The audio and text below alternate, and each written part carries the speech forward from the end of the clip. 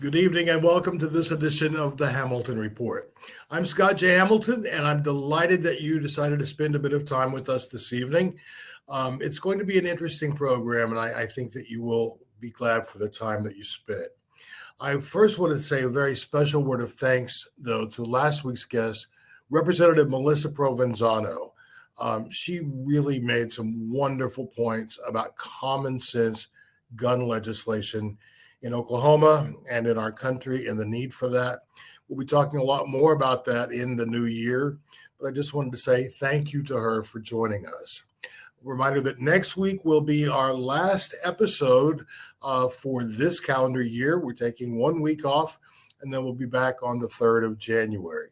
But next week is an important show. We'll be talking about how challenging the week of Christmas, New Year's can be, and things that we can do to help each other and especially help ourselves to make it through it, not just barely holding on, but actually doing so in a way that's mentally healthy and it's good for us. So I hope that you'll definitely plan on joining us next week. Well, I said that I'm excited about this evening's program, and I am, because one of the things that happens, I think it happens with the Oklahoma Democratic Party, it happens with the DNC. It happens with a lot of organizations that are doing good work. You get so caught up in doing the work that you fail to tell people what you're doing. And as we took a step back and started looking at Democrats around Oklahoma and the incredible things that they are doing in their own communities, that has nothing to do with politics, but just has to do with giving back to a community, to loving its people. It's pretty astounding, really. Everything from working in food distribution centers to overnight shelters, looking after pets of the elderly folk in our communities. So many different things, and we certainly can't lift them all up. But tonight, we're going to look at an example of someone doing great work, important work. And it's funny because so often I think when she talks about it, it's not as if it's work at all, but rather it's absolutely something that she loves doing. It's my pleasure to welcome to the broadcast this evening my guest, Linda Merriweather. Linda, welcome to the Hamilton Report. Thank you, Scott. I am so glad to be here. And hello, Oklahoma City. You know, I love you very much. And I love Scott. And thank you so much for having me. Well, the honor is mine because what you're doing is it's nothing short of life enhancing and in some cases life changing. And I'll go so far as to say life saving, because there are few things in life more critical than the ability to read. And that's something that, so many people have gotten away from as adults, reading. But now our schools are, we have to do things like active shooter drills and testing and more testing and more testing that oftentimes we just don't devote enough time to reading. But Linda, I want you to tell us, if you would, about what Read to Me is all about. Okay, Read to Me is actually a vision of attorney Lori Combs. Of course, I've always loved to read. I'm an educator. And when she called me and told me about this vision, I was so excited. And what we do is we have a library at the Northeast Oklahoma City Community and Cultural Center. Where is that, Linda? That's at 3815 North Kelly Avenue in Oklahoma City. And the zip code is 73111. And we have a library for kindergarten, pre-K through adults. And the library is not like an ordinary library. You get the books, you take those books home, and they become your library. Oh, And that's what my. I love. Yes, absolutely. Yes. Yes. And I think that is so great because in our home, books are a treasure. When we moved to Oklahoma 11 years ago, we gave away over 2,000 books to a great program similar to yours that was operating in Brooklyn. And we said, okay, we need to calm down with the book buying, but that hasn't stopped us. No. So if we can create that in children, the fact Yes. that this is your book, this is your treasure, you can read it and read it again and read it to someone else. That's a gift in itself. Yes, and it has given me such a thrill. And also, Lori, that children come in, and when you tell them they don't have a limit to the amount of books they can have, it's a joy to them. Like the other day, I think it was this week or the end of last week, this little girl got a bag, and I know she got about 10 books. And and I know at the library you can get a couple at school, and then you have to take them back. At the other public libraries, you have a limit and you have to take them back. But Mhm. when you say to them, those books are yours, and even to tell adults when they come in, we want you to get books for your grandchildren, for your great grandchildren to take, and do not bring them back. And Scott, I don't know how much time we have, but I have such a funny story to tell you. Please Uh, go. I read the book Corduroy, and I don't know if you've heard of him before, but it's about a bear, and he's lost his button, and he's looking for the button everywhere, and he finally finds a button. Well, after I read that story, one of the volunteers, Bobby, she came up to me and she said, I read that book as a child. Then I read it to my kids. I have got to have that book. And I told her, every corduroy book that I find will be yours. And I found Oh, 3 of those books. And I love it when adults come in and they say, you know what? I read that book as a child. Now I can read it to my grandson or granddaughter now that I know this book is here. And when I read a book, I tell them, this book can be your book if you love it. So, that is just wonderful. Well, yes. you've mentioned Lori a couple of times. I'm going to bring her in to join us now. Lori Combs, welcome to the Hamilton Report. I'm delighted that you're here. Thank you. Thank you for having us. Yes.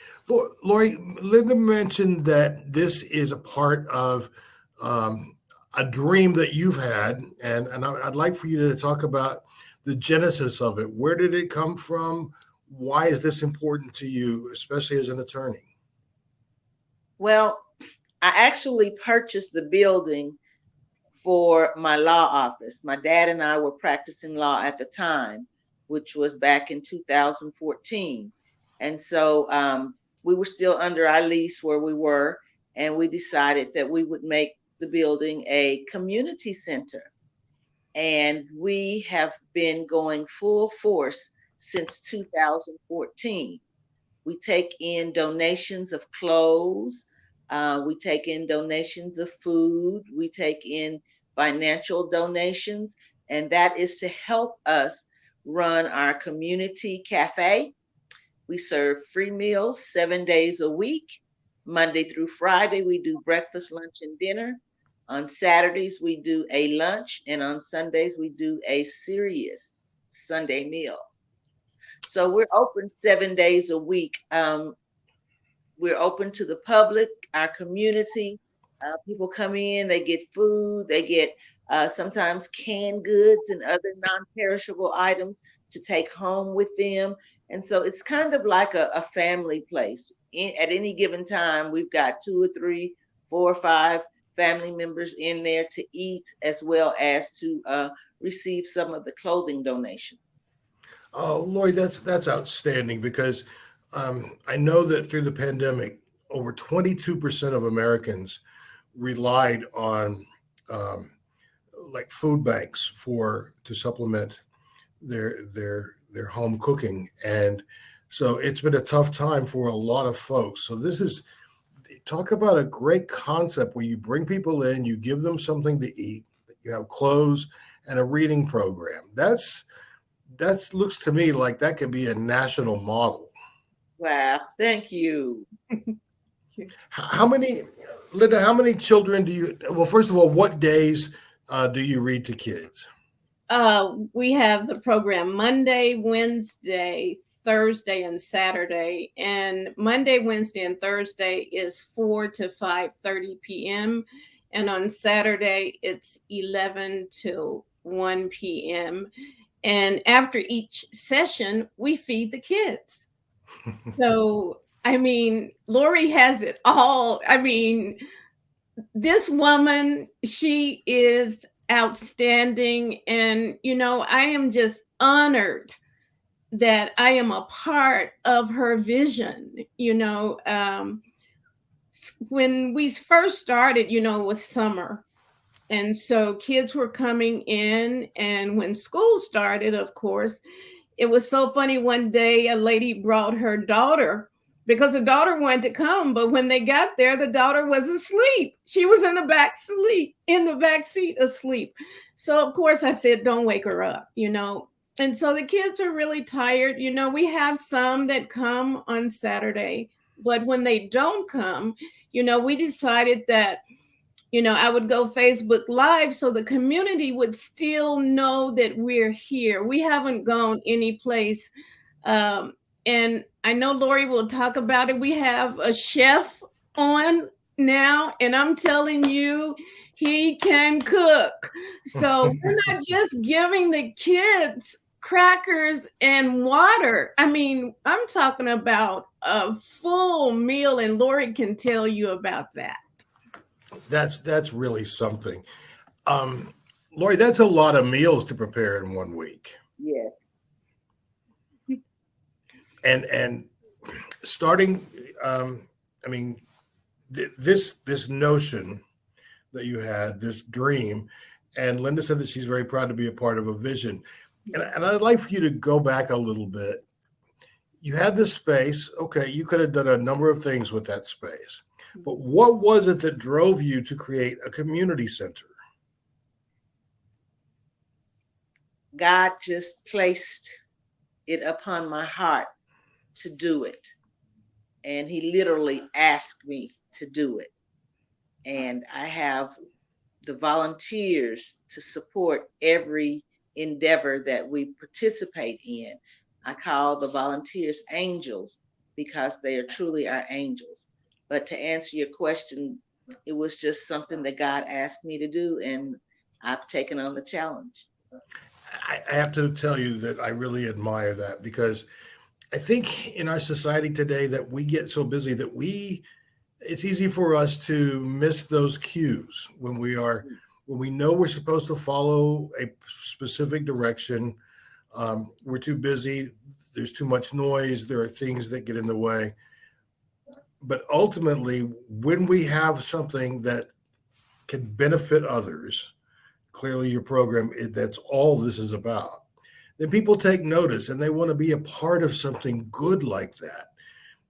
And I can't help but contrast this with some of the things that folks on the other side of the aisle do to disparage people, to try to erase people from our society. Well, you're doing quite the opposite by engaging, embracing, bringing folks together, and all of that with an attitude of love and acceptance. I think that's just really, really amazing. And I applaud you for that good work, Lori. Thank you. I'd like to also invite our community out on December 19th. That's from 2 p.m. to 4 p.m. We will have our Christmas dinner as well as passing out gifts. So anyone that comes in on the 19th will receive not just a warm meal, but a gift from the community center. At what time is that? That's from 2 p.m. to 4 p.m. on December 19th. Okay. Now you mentioned gifts. Where do you get the gifts from? The members of our community support us in whatever activity we plan. So we will have individuals to bring in donations. We're taking up donations for hats, gloves, and socks, because those are the items that most people need during this time of the year. And if our viewers wanted to help out, how would they go about getting these things to you?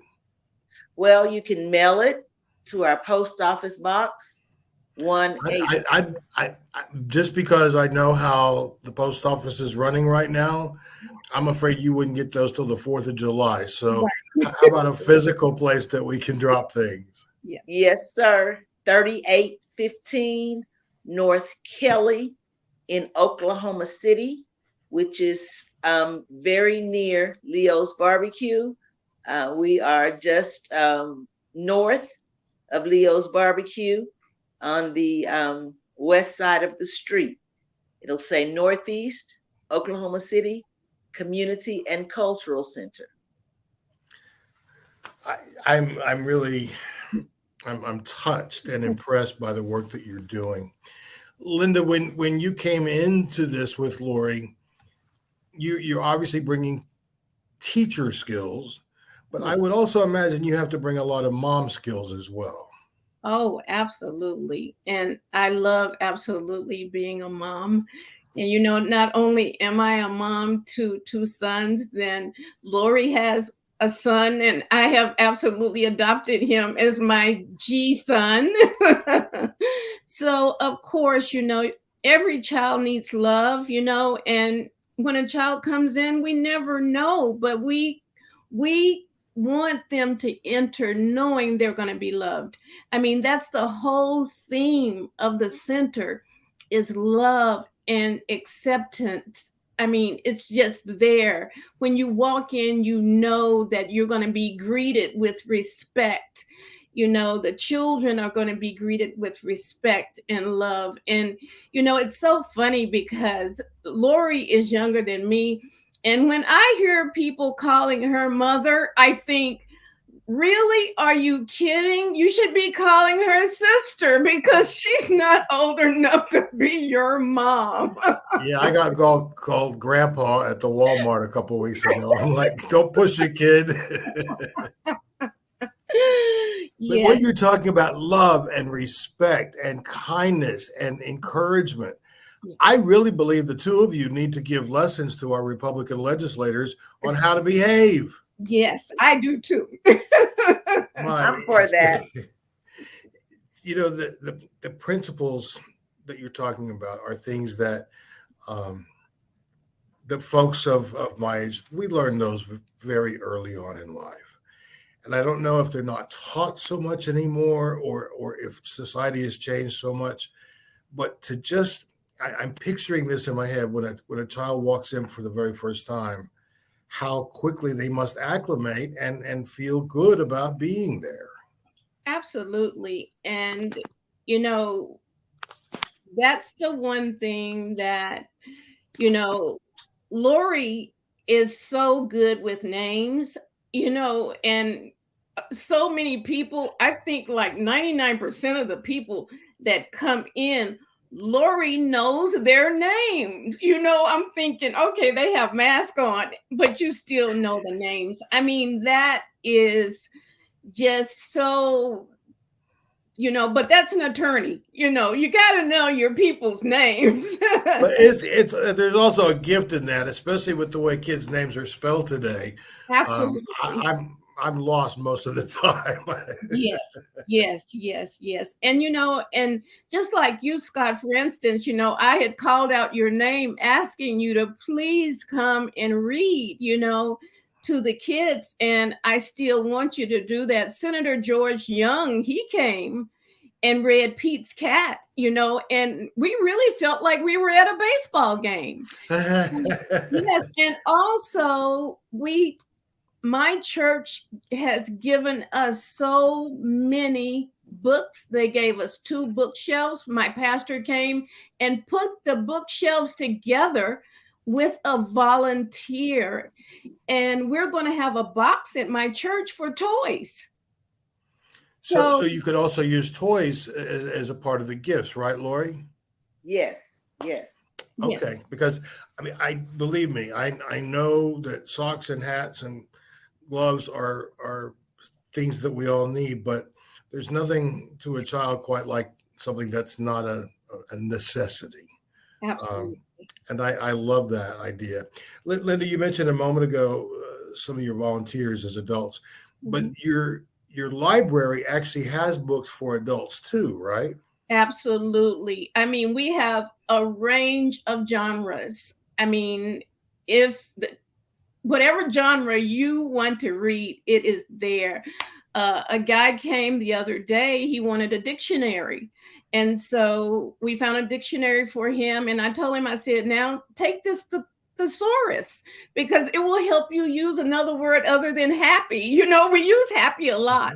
So this thesaurus will help you. And you've just got to come by. I mean, we are filled with books. The kindness of the community has been outstanding. And for my birthday, my fundraiser for my birthday was the center. And we got some money. Well, Lori hasn't exactly gotten it yet, but it's there. She will get it soon. And, you know, it's always open to bring whatever they have. When women clean out their closets, men, Scott and Wayne, clean out your closets. You know, clothes are needed, and winter time is coming. They need coats. It would be so great if we could get a lot of coats, wouldn't it, Lori?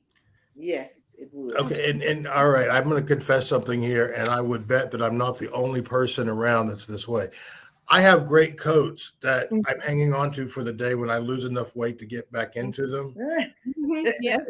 It's not going to happen. It's not going to happen. Especially because the cold weather season starts at the biggest eating time of the year for me. So that's not going to happen. That means I need to bring you all some of these coats. And I'm going to encourage our viewers, if you don't use a physical dictionary anymore because you only use one online, why are you hanging on to the old one? Make that a contribution. How many novels do you reread over and over and over?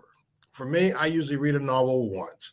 If it's a classic, then I'll read that more than once. But like, I love John Grisham, for example, but I'm not going to reread his books.